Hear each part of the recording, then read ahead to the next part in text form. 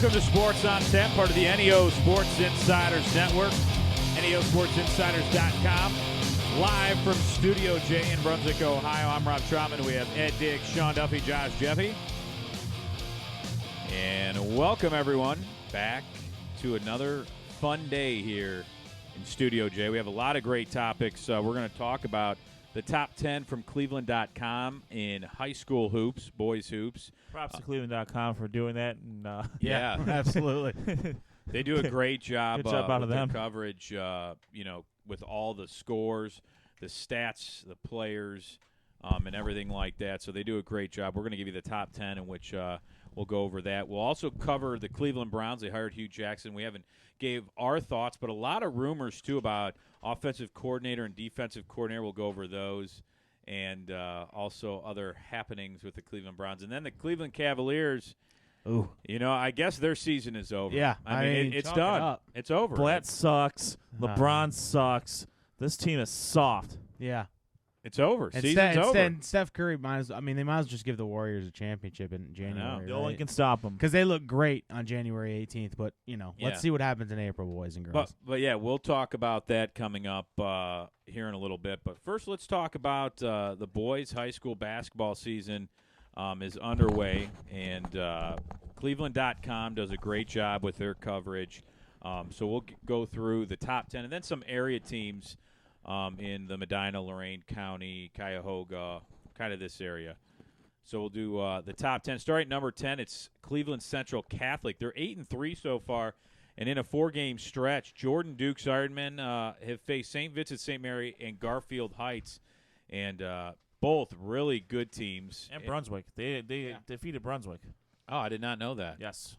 Well, that's a very solid win considering Brunswick's number 12, and you look at some of the other teams, St. Vincent St. Mary, obviously near the top, and Garfield Heights as well. And their next game actually is going to be Thursday against Garfield Heights again, who's number 3. So Cleveland Central Catholic at 8-3 really plays some tough teams, and they round out in number 10.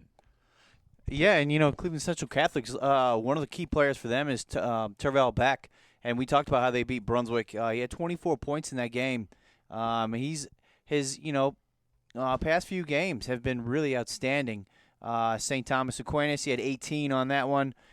Trinity had 22. I mean, he's been a consistent 18-plus in the 20s point per game score. So he's leading Central Catholic for sure in some of those key victories.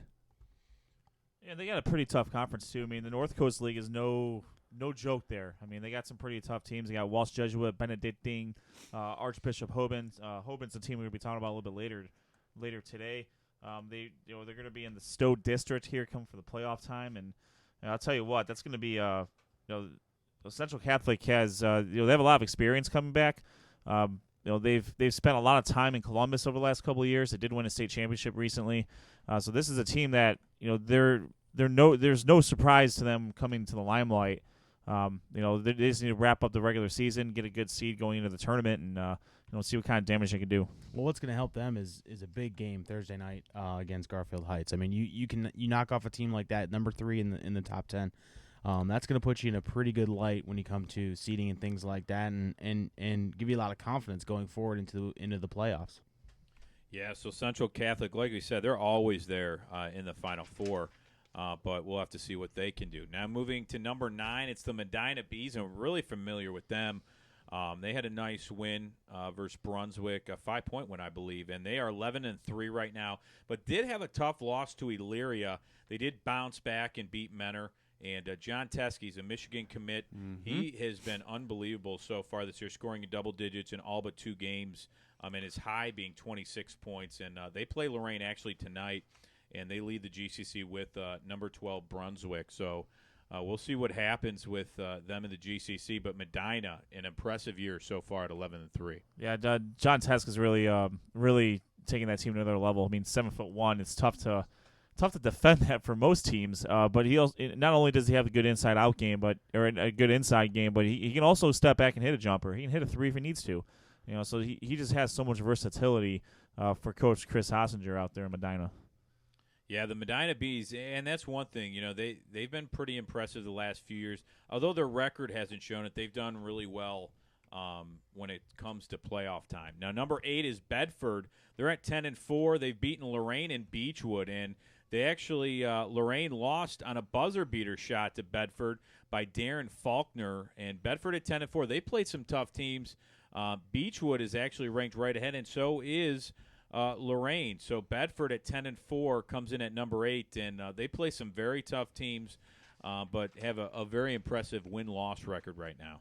Yeah, Bedford's got a pretty tough league as well. I mean, Bedford, Lorraine, Cleveland Heights, Maple Heights, Warrensville Heights.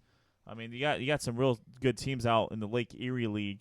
They're not known for maybe many other sports, but this is the one there. In fact, in the entire top 25 from Cleveland.com, 4 out of the 6 teams in that conference are in the top 25. So that speaks to the level of competition that you deal with game in and game out in the Lake Erie League. Yeah, and one of the key figures on that team is senior Lamont Rhodes. Pretty consistent score, averaging in the teens. Did not have a very good game on January 8th against Shaw, but did pick it back up, with that game against Lorraine. Had 10 points in that game, but a solid competitor and pretty solid score for Bedford.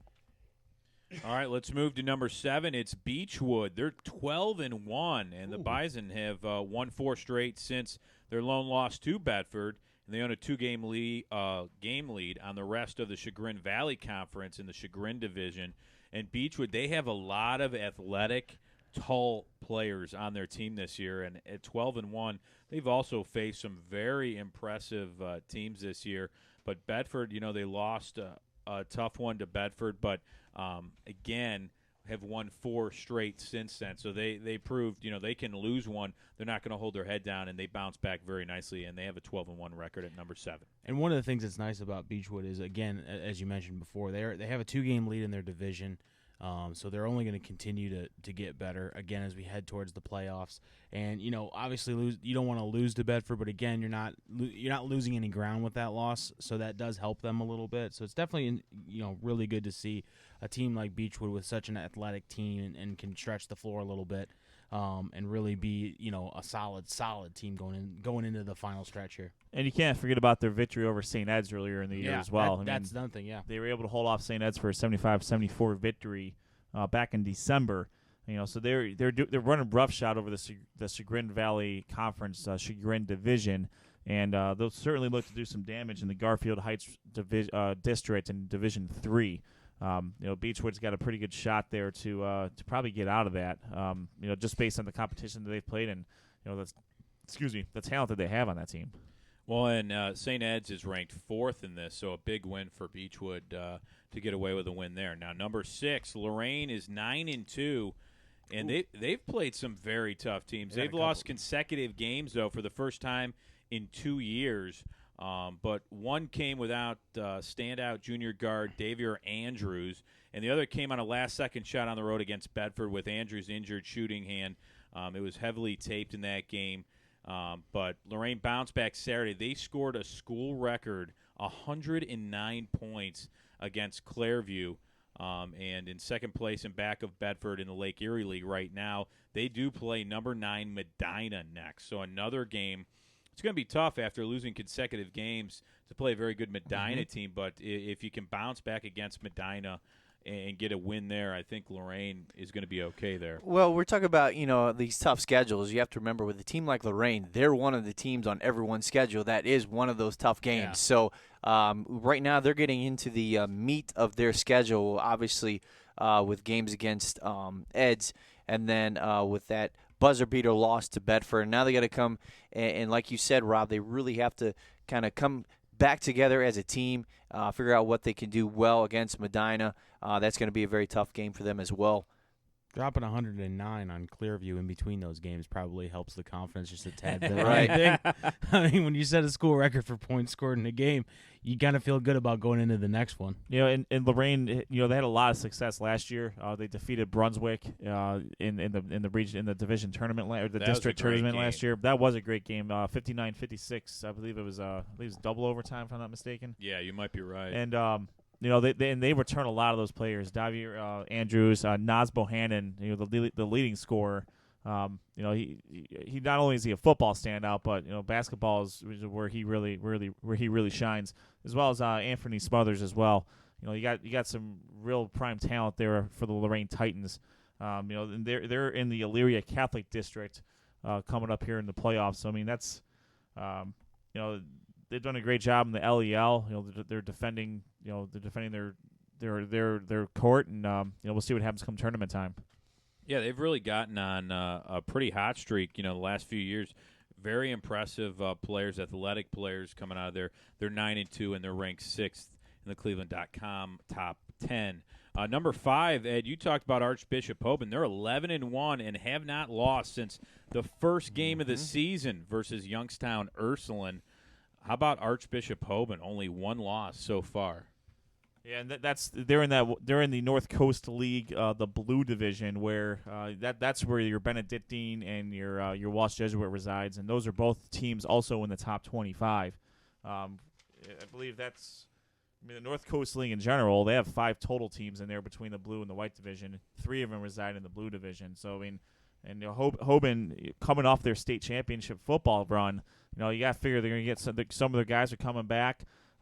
Who were on that on that extended football run, and now they're just starting to run roughshod over the NCL. I mean, not having a loss since your opening, you know, game, it's pretty impressive for a team. That's definitely very, like I said, it's very, very. You know, again, we talk about momentum right now in this time of the year, because you just want to be able to get to the point where you know what you got with your team. You know who can play, you know, barring any sort of injury, and then you can kind of game plan for it. And I think Archbishop Hoban is one of those teams, and the coach there is probably like, I know what I got, and here's what it is, and try and stop it. And it doesn't look like anyone has it since the first game of the year.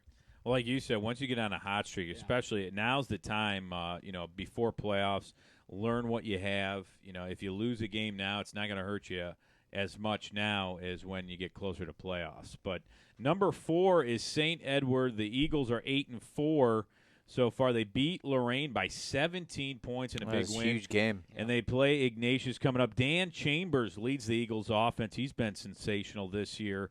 How about the St. Edward Eagles? They're 8-4. They have lost 4 games, but you know, a lot of them are to pretty big teams. You know, they only got one in-state loss as well. Yeah. Yeah, and St. Ed's is one of those teams where, yeah, you know, Dan Chambers is leading them, leading the charge, but they are a team when it comes to it. Any given day, it can be someone else that could come in and really lead the charge for the Eagles. Yeah, St. Ed's, their one in-state loss, I believe, was to Beechwood, right? Is that? Yeah, absolutely. So that's the one game. You know, Beechwood also in the top 10, and that was a huge win for them. So. St. Edward at 8-4. We'll move to number 3. It's Garfield Heights. Sonny Johnson's Bulldogs have had a pretty tough schedule, and they took National Power Huntington Prep in West Virginia to the brink. It was a pretty close game, but they still have a solid record, 12-2. And, man, they've played some really tough teams. But Sonny Johnson, he seems like he gets the most out of his players, and he has some impressive players that are going D1 and all over the place. So they're 12-2 and they're ranked number 3. Yeah, and this is a rare year for Garfield Heights that they're not in a conference. I mean, they are playing. They're independent right now. Yeah. I think I've heard that they're in the works to jump back into the LEL, but I'm not sure if and when that's going to happen. So that you'll notice here that the top 4 teams in the Cleveland.com rankings are all independent teams. And they're all playing a lot of out-of-state national power type players too, yeah. Yeah, absolutely. I mean, they do have the freedom to play whoever they want. You know, as long as they can get someone to play them, you know, they'll take all comers. And you know, in basketball, it's so much different than football, where you know a team that you probably are know you're going to beat will probably end up taking that game because they know it's not going to kill them in the long run. Mm-hmm. Everyone makes the playoffs in basketball, so you don't get hurt as in losing a playoff spot by playing a team you know you're going to lose to. So it makes it a little bit easier for these teams to schedule teams. Yeah, I think that's a good point. I mean, you look at what Strongsville did last year. They didn't have a great record, but they still made the playoffs and went, I think, to district, wasn't it? And then they lost. But you have teams in the high school hoops playoffs that have maybe 500 records, but just are getting hot at the right time and make it pretty far. But the top 3 here, like you said, they're independent and they're pretty big schools. Number 2, St. Vincent St. Mary, they're 11-2, and the Fighting Irish scored a 10-point win Sunday against Cincinnati Roger Bacon. Another state level showdown. As St. Vincent St. Mary puts its number 1 Division II state ranking on the line when they play New Concord John Glenn. They come to Akron. They're number 2, I believe, in state. Number 1 Division I, and then number 2. Yeah. So 11-2 for St. Vincent St. Mary, and they've played a lot of tough teams. They always do, but they're number 2. They're doing pretty good defensively. Drew Joyce has them playing at a pretty high level as far as defense is concerned. They're giving up just under 60 points a game, but they're also scoring about 70 points a game. So they're averaging they have a 10-point average more than what they give up. They have future games against Shaker Heights, St. Ed's, and Walsh Jesuit left on their schedule. I mean, there's some certainly some opportunities there. To bolster their seed going into the playoffs, the Division II playoffs. They will be in the Canton district this year. Just to defend their district crown, and hopefully they can get back to state again, just like they've been. I mean, they're a resident of Columbus when it comes to tournament time. That's for sure. I mean, it's got to feel good, going down to the flying to the hoop tournament. And being a team like, Roger Bacon, who's, a perennial statewide power as well in basketball.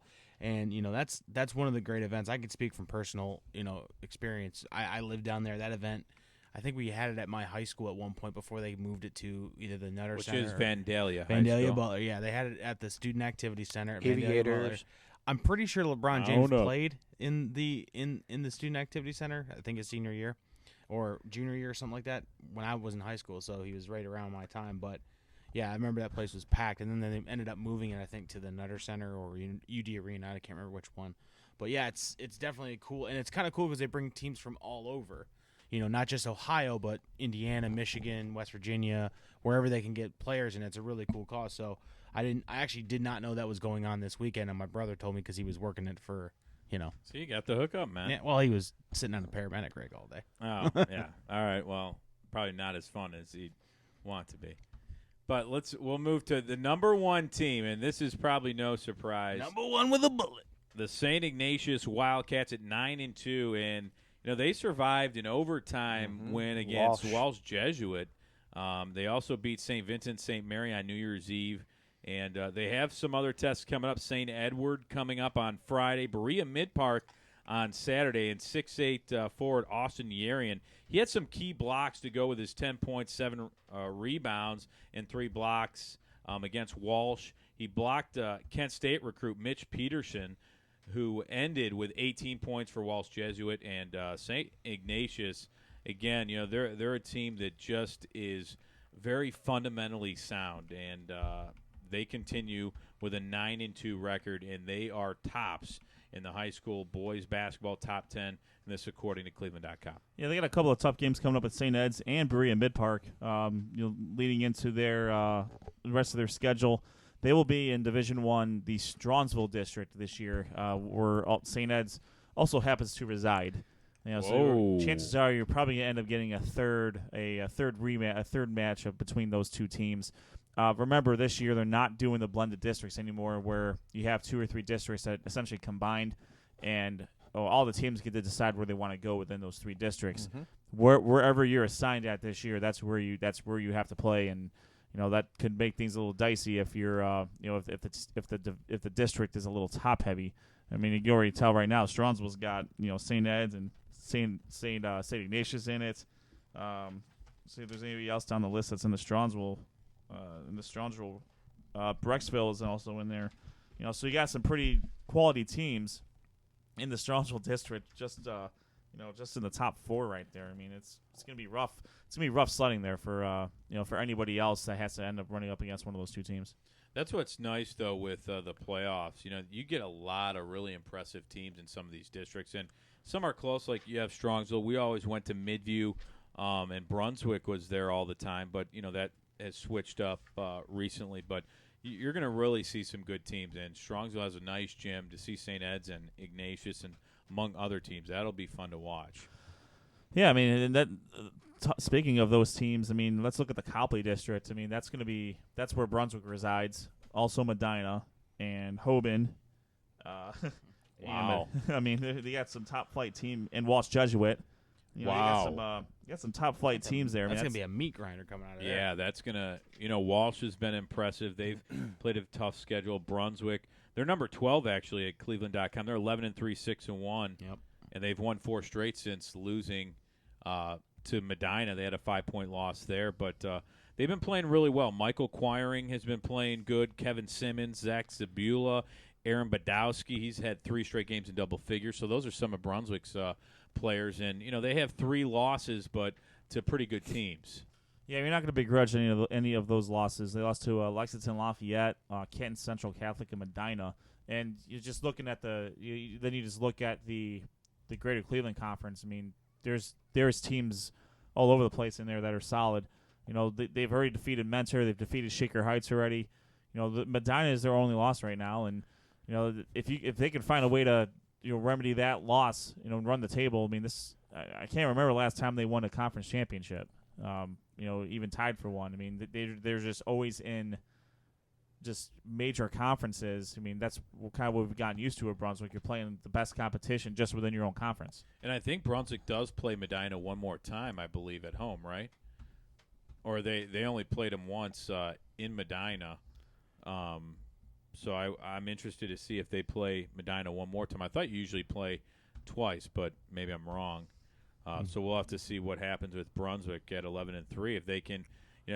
It'll probably come down to them in Medina. Elyria is not far behind, but Elyria's got a couple upset wins too. They've already defeated Mentor and they've defeated Medina.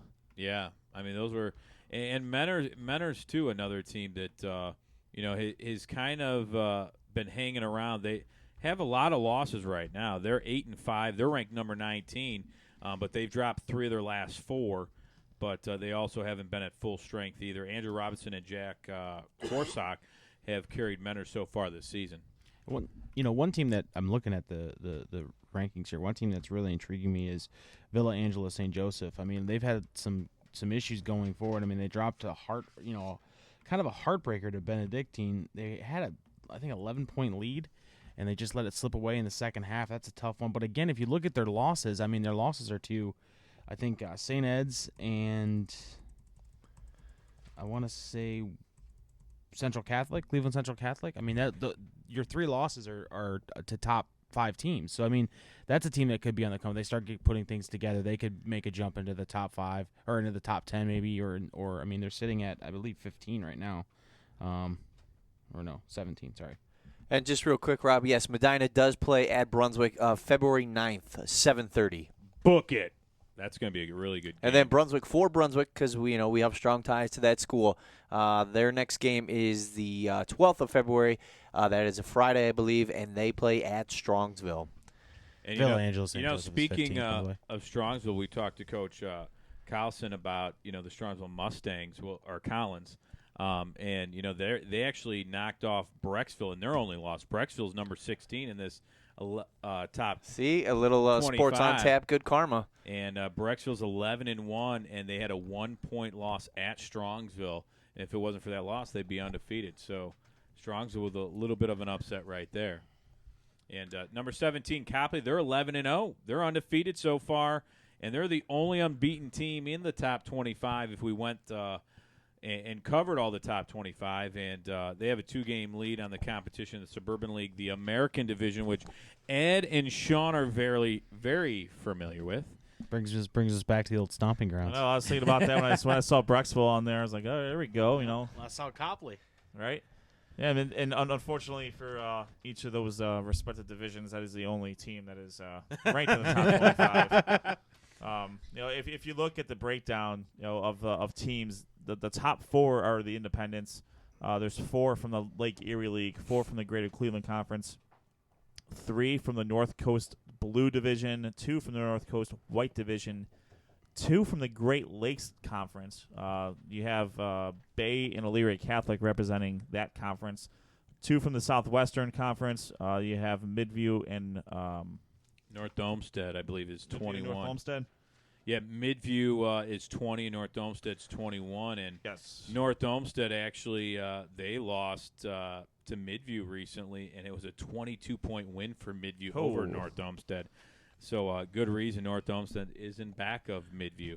Yeah, and I mean, going back to the Suburban League, just to give them some street, street cred. I mean, we got Hudson and we got Stowe still, on the bubble, laying in the weeds, waiting for playoffs. Playoffs. Suburban League is representing, and maybe not on Cleveland.com, but it's still, relevant.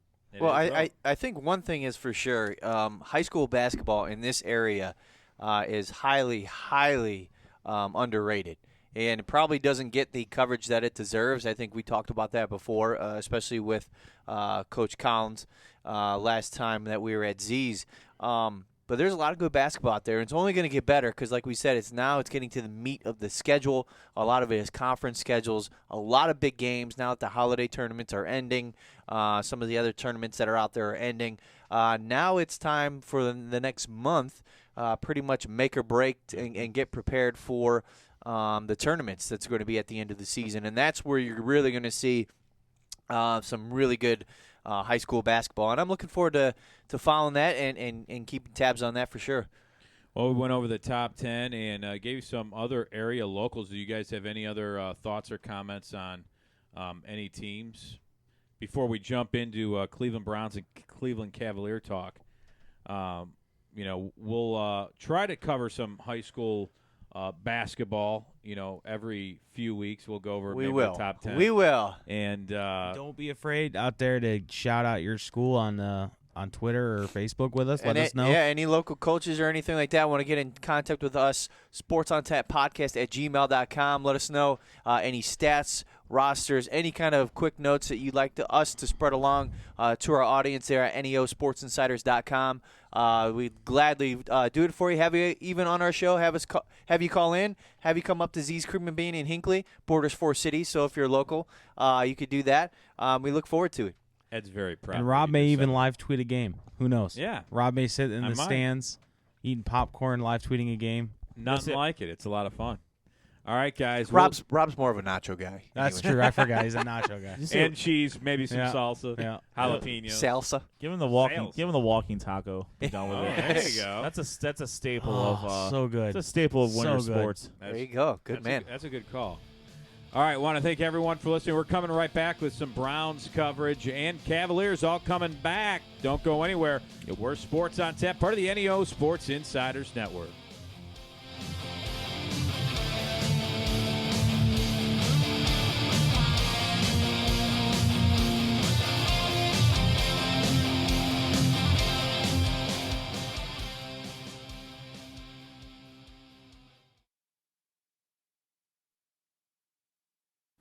For the best coverage of Cavs, Indians, and Browns, check out neosportsinsiders.com. neosportsinsiders.com brings you breaking news, opinions, and video from all things related to your favorite Cleveland sports teams. Like us on Facebook and follow at NEO Sports Insiders on Twitter for live updates from all the games. neosportsinsiders.com, bringing you the best in Northeast Ohio sports coverage. Join Sports on Tap the first Thursday of every month at Z's Cream and Bean, 2706 Boston Road in Hinckley, Ohio, as Sports on Tap talks local Ohio high school sports, Cleveland sports, and national sports topics. It's all happening at Z's Cream and Bean the first Thursday of every month starting at 7:30 p.m. Join us.